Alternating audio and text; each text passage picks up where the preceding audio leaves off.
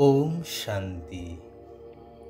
विश्व कल्याणकारी मंगलमय निराकार परमात्मांकर विश्व सेवाधारी श्रेष्ठ आत्मिक संतान मानंकु शुभ सकाळर शुभ अभिनंदन, सुप्रभात, सुस्वागतम। कथारे अछि योग्यता नथाई पदप्राप्ति से लागी मिलई दुख अशांति। एही उक्तिरु गोटिए कहानी मने पड़े। गोटिए राज्य रे जणे राजा थिले। से जणे प्रजावत्सल राजा मध्य थिले। थरे शिकार उद्देश्य रे जंगल जाइथांती।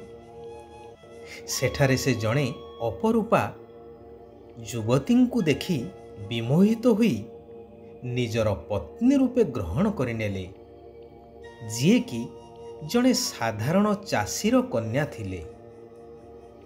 राजा राणी को एते भल पाउथिले जे तांकर कौनसी कथा को काटी पारु नथिले। एणे साधारण गरीब कन्यारू राजराणी होई तथाकथित राणींकर अहंकार दिनकु दिन बढ़िबाकु लागिला। से अजथा राजकार्य रे हस्तक्षेप करने लगिले।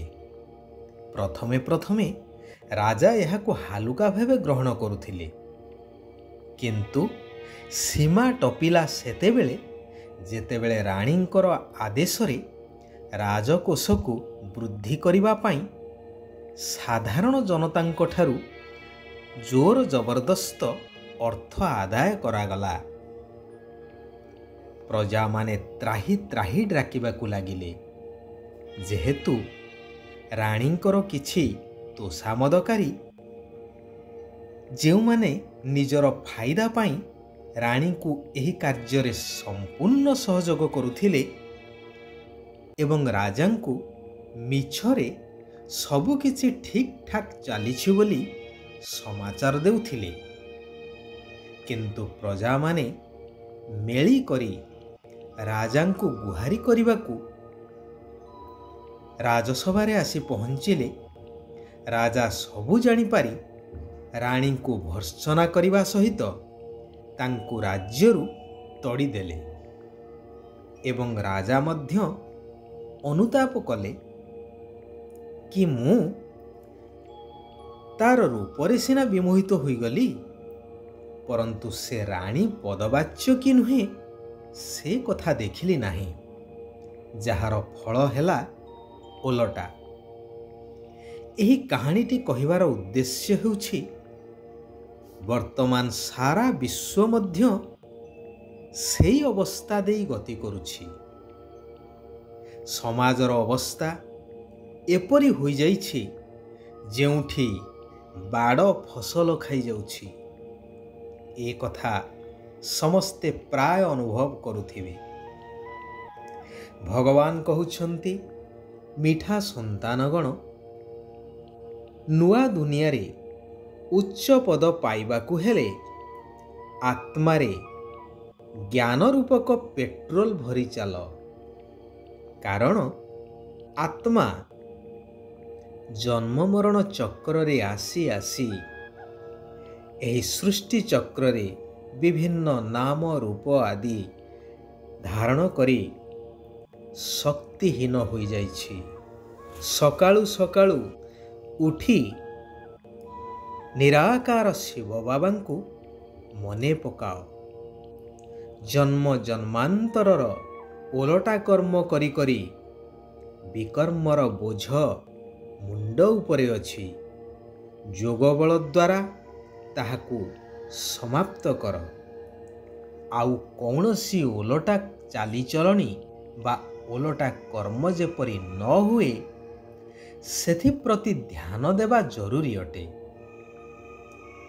भगवान कहउछंती, मु समस्तंकर जन्मपत्र को जानी सुद्धा सुनाऊ नाही, कारण मु तुमर पिता, शिक्षक, सद्गुरु। मोर कर्तव्य हेउछि ତୁମମାନଙ୍କୁ ଶିକ୍ଷା ଦେଇ ସୁଧାରିବା।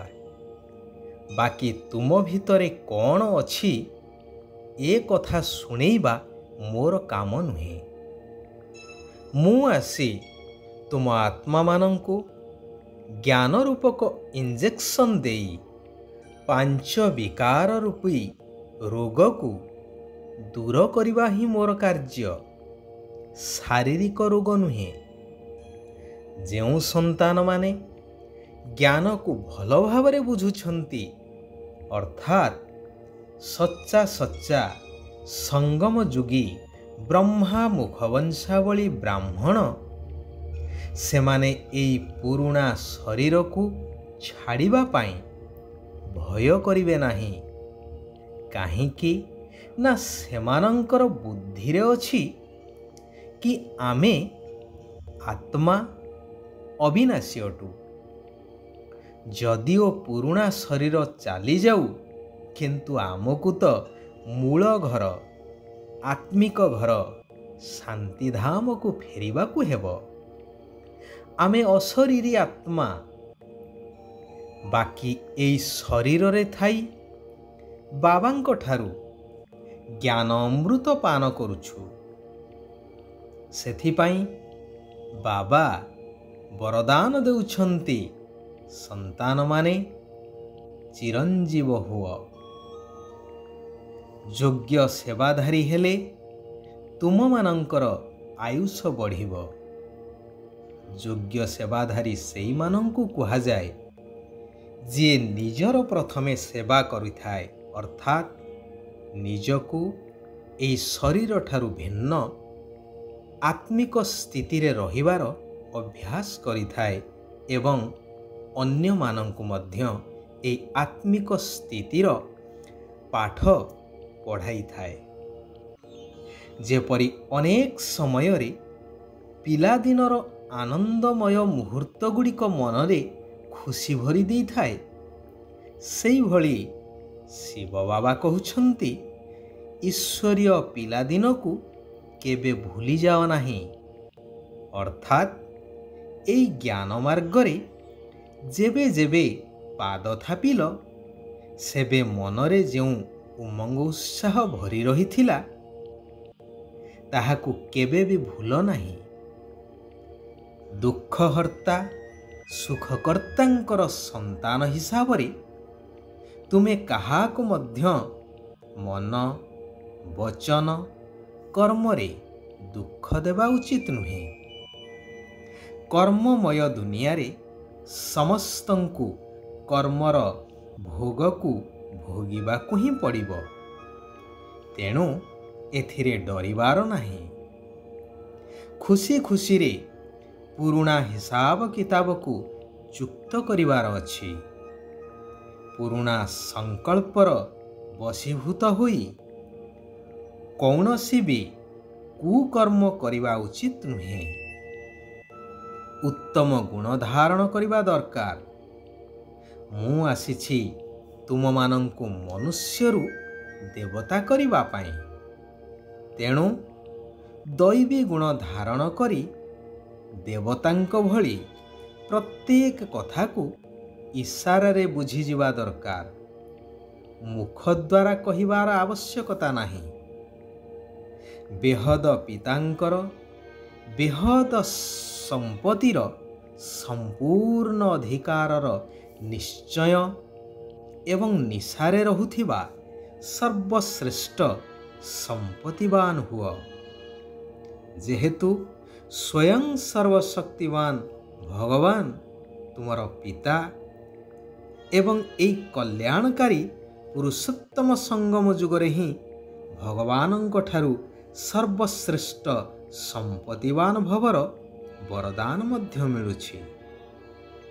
ଯଦି ସଦା ସର୍ବଦା ସଜାଗ ରହିବ, ତେବେ ଅବହେଳା ପଣିଆ ସମାପ୍ତ ହୋଇ ଭଗବାନଙ୍କ ଠାରୁ ପ୍ରାପ୍ତ ସର୍ବସମ୍ପତ୍ତିର ଅଧିକାରୀ ହୋଇପାରିବ।